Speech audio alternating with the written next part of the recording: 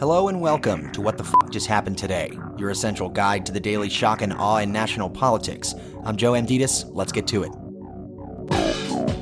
It's Monday, October 23rd, 2023. Welcome to day 1007.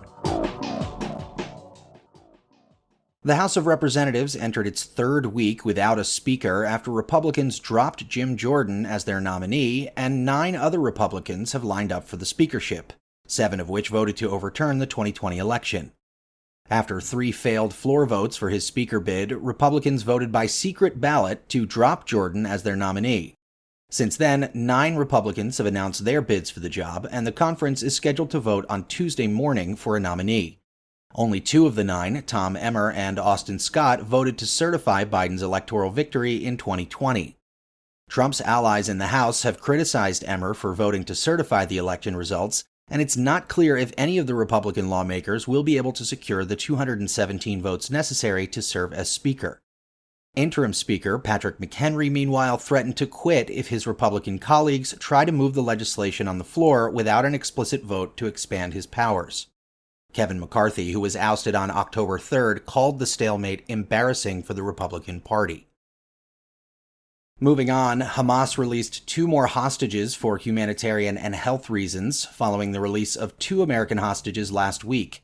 It's believed that Hamas abducted more than 200 people during the October 7th attack on Israel, which killed 1,400 people.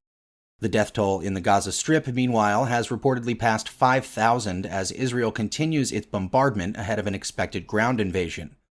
The Biden administration advised Israel to delay any ground invasion, hoping to buy time for hostage negotiations and allow more humanitarian aid to reach Palestinians in the sealed-off area of Gaza. At the same time, Biden sent a Marine 3-star general and 7 military officers to Israel to advise the Israeli military over its operation in Gaza.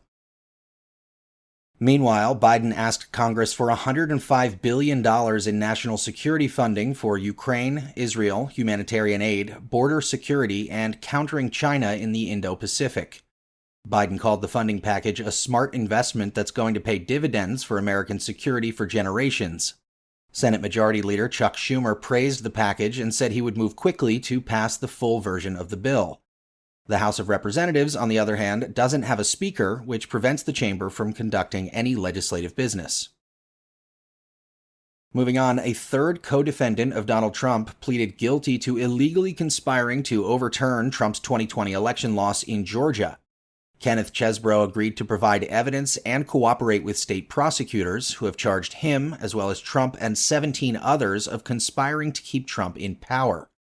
Sidney Powell and bail bondsman Scott Hall previously pleaded guilty in the criminal racketeering case, and all 3 have agreed to testify against the other defendants.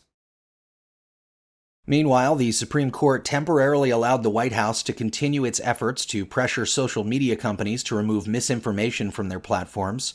Earlier this year, a lower court ruled that the Biden administration likely violated the First Amendment by pressuring tech companies to remove or suppress misinformation.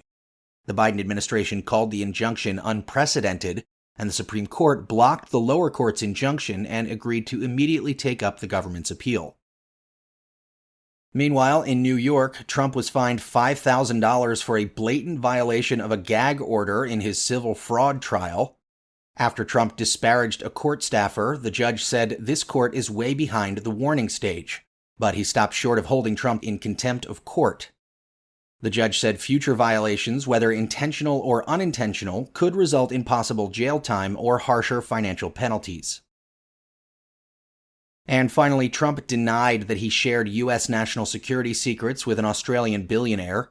Anthony Pratt, who was interviewed by special counsel Jack Smith's office as part of the classified documents case, said Trump shared sensitive information about U.S. nuclear submarines with him, as well as U.S. military operations in Iraq and Trump's conversations with the presidents of Iraq and Ukraine.